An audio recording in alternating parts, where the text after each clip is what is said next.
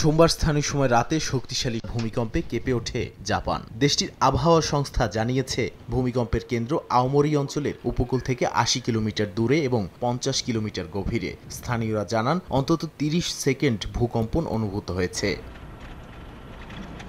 এরই মধ্যে জাপানের হোক্কাইদো, আওমোরি ও ইয়াওতে অঞ্চলের উপকূলে ৩ মিটার পর্যন্ত সুনামি ঢেউয়ের সতর্কতা জারি করেছে স্থানীয় প্রশাসন। প্রশান্ত মহাসাগরীয় সুনামি সতর্কীকরণ কেন্দ্র জানিয়েছে, জাপান ও রাশিয়ার উপকূলে কেন্দ্রস্থলের ১,০০০ কিলোমিটারের মধ্যে বিপজ্জনক ঢেউ আছড়ে পড়তে পারে। যদিও পরে সে সতর্কতা তুলে নেওয়া হয়, তবে জাপানের উত্তরাঞ্চলে আরও শক্তিশালী ভূমিকম্পের সতর্কতা জারি করা হয়। এদিকে আহতদের হাসপাতালে ভর্তি করা হয়েছে বলে জানিয়েছে স্থানীয় গণমাধ্যম। ফুকুশিমা পারমাণবিক কেন্দ্রসহ অন্যান্য পারমাণবিক স্থাপনার নিরাপত্তা পরীক্ষাও চলছে।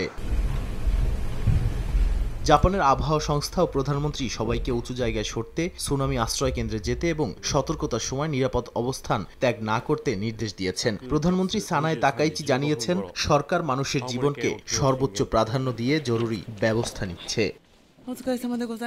নাদিম মারজান, সময় সংবাদ।